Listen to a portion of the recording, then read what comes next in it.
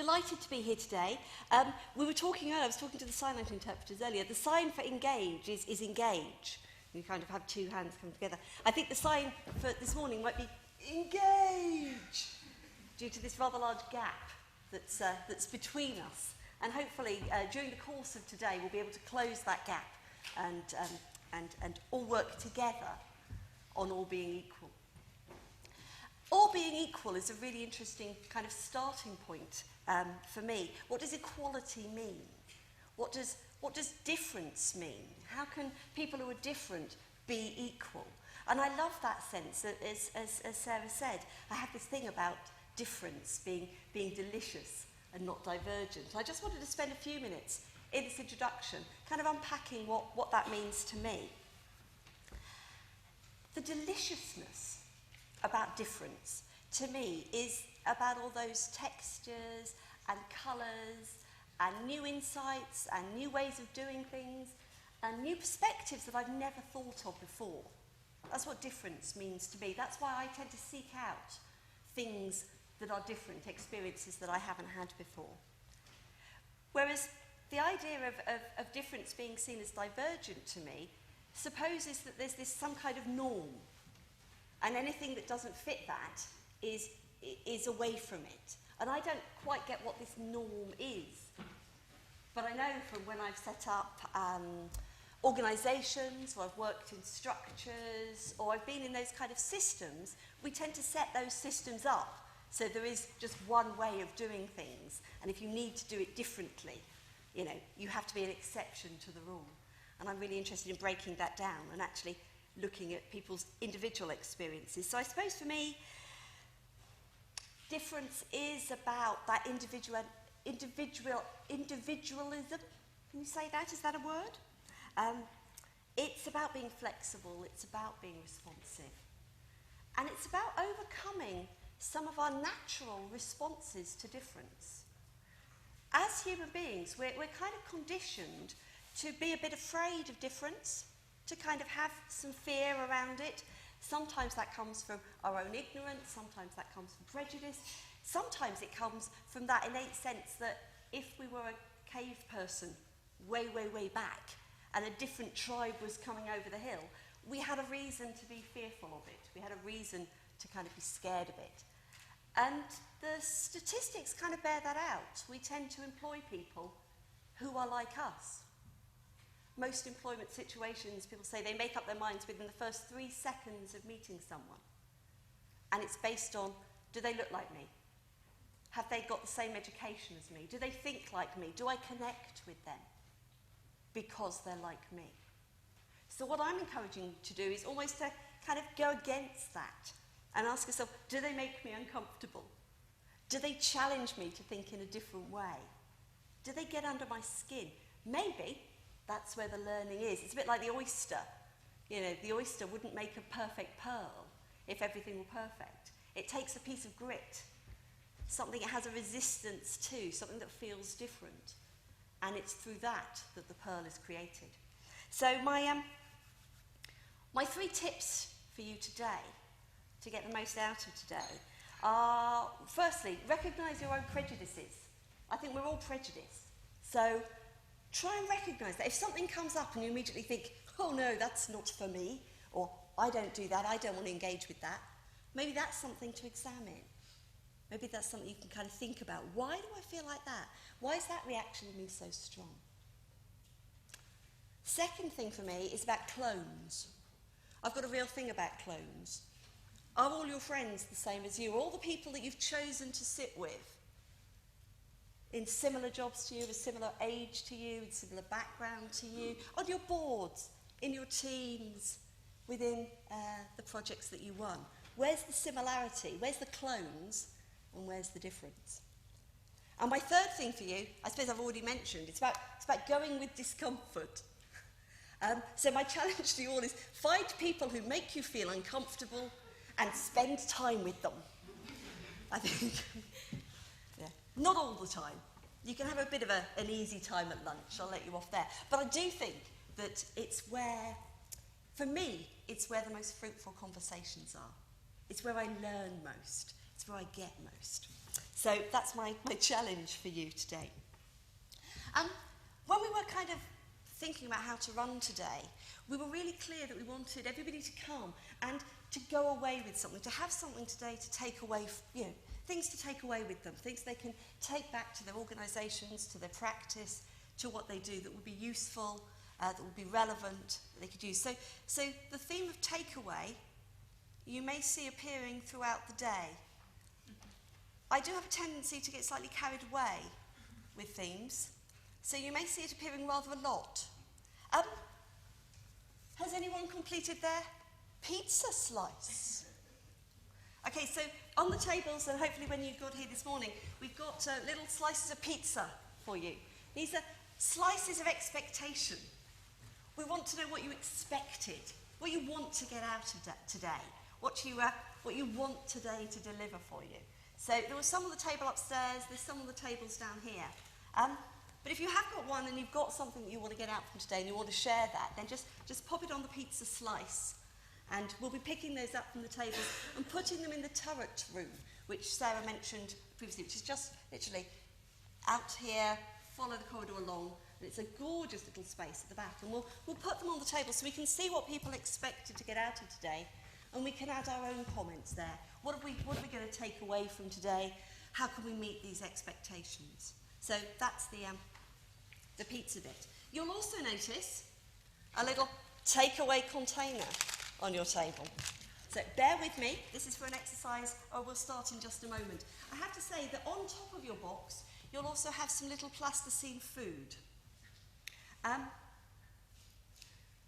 When I spoke to my 10-year-old daughter about Mummy's going away again, I tend to do, there's not a lot of work in Bradford. I tend to travel around a lot. And she said she'd really like to help me in my work, in the work that I'm doing. So she's made some takeaway food for you all. I explained that it was so if you don't know what they are, please ask. I think there's a pizza, a burger. It shows the rubbish I feed my children, really. I've got a wrap and an ice cream here. So literally, for your delight only, you have to do nothing else with these but admire the skills of my 10-year-old. But in here, your first activity, all being equal, we really wanted to start by making that a reality. This does not feel a very equal relationship. We have the very stereotypical table of expertise up here. And then we have the tables of knowledge suckers out there to suck the knowledge from the table up here. But we don't want it to be like that. We actually want to break that down very, very clearly right from the beginning. So we think your knowledge is really important, your expertise is really important. We want to kind of take away this big divide that's between the two. So my first challenge for you involves this little box of wonder here. Everybody's got a little takeaway box. So what I'm going to ask you to do in your tables is to open that box and very quickly use the materials inside to create something that represents you. You've only got a minute. This is not a big artistic intervention. You have not got all day to do this. So I'm just going to give you a couple of minutes to do that and introduce yourself to the people on your tables using whatever it is that you are creating in order to do so. This is me and I'm a purple blob or whatever. 2 minutes, go.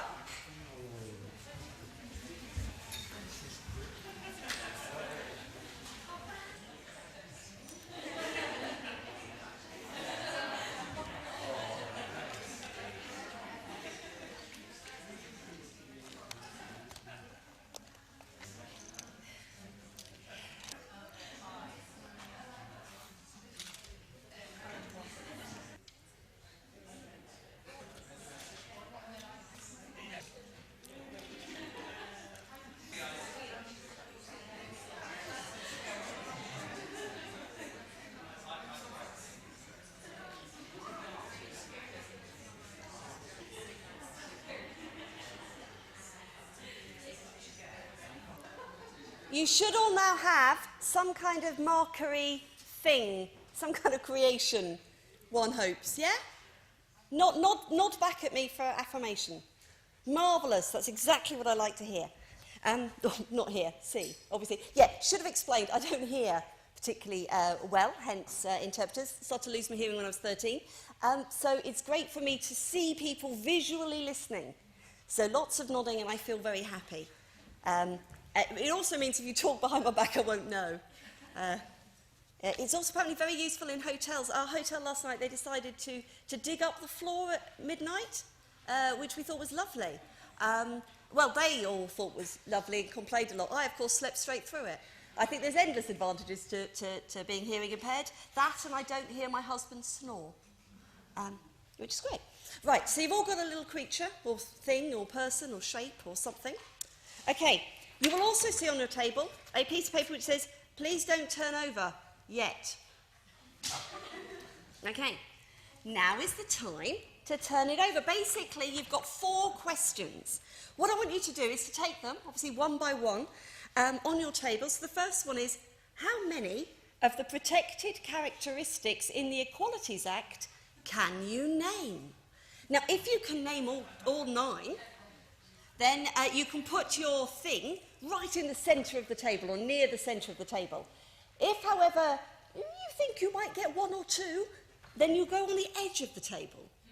And from your positioning of objects, you can then have a nice conversation for a couple of minutes about what are they, you know, how come you don't know them, how come you do, okay? And then work through the other 4 questions. So you've got about 10 minutes to work through all 4 questions, okay? But this should give you an indication of where things are. And please be mindful of access. If you have people on your tables who are visually impaired, please audio describe the positioning of your objects to them as you go.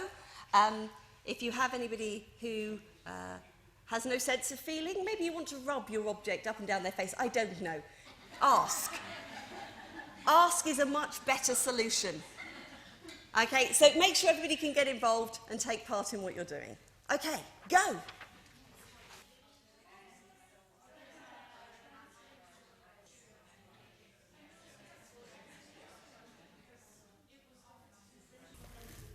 Was that fun? Exciting? Interesting? Anybody learn anything particularly new or different, or was able to put themselves on the spot in a way that they hadn't done before?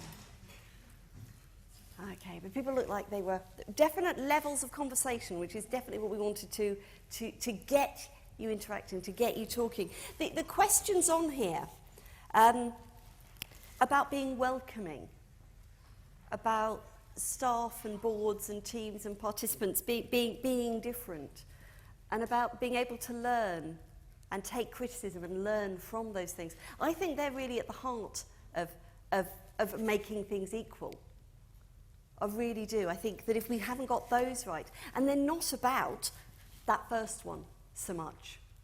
It's not about the tick boxes, about, you know, what religion you are, or whether you have a disability, or those kind of things. Those things come into it, for sure. But that's not what's at the heart of it. We don't welcome people differently simply because they tick one of our boxes. We wouldn't know. Most disabled people, you wouldn't know they had an impairment. The majority of disabled people have a hidden impairment. So you wouldn't necessarily know. I'd be quite surprised if you knew the sexuality of the majority of people who attend your events or things. It's not a question you can really go up to people and ask so easily, is it? Do you consider, which protected characteristic do you consider yourself to have? I thought I'd have a t-shirt, I heart protected characteristics. I've got 3, can you guess which, you know? Do that. I also just wanted to explain a little more about the pipe cleaners, as well as being odd, which I like. My son, my 15-year-old son, is dyslexic, and we've just got written confirmation from his school, from his secondary school, that he can take pipe cleaners into class. He can't think without fiddling. He's a kinesthetic learner. He has to be doing something in order to process. He just can't sit there still with a pencil. So you can imagine how his school career's been so far, and the things he's chosen to fiddle with. Bunsen burners being a particularly poor example of something to fiddle with. That was a long meeting. Anyway, so we've tried plasticine. Doesn't go through the washing machine in school pockets very easily, let me tell you. But pipe cleaners we've come out with as being a good kind of compromise. He can carry them around with him, he can twist them, he can bend them. So these are also on the table for the whole day for those kinesthetic learners out there. I can see one, indeed, fiddling away in front of me. If you're a fiddler, we provided stuff for you to fiddle with throughout the course of the day. It also means, and I can see them appearing on Twitter, they're up there already, so it also means that people will look in and go, what on earth were they doing?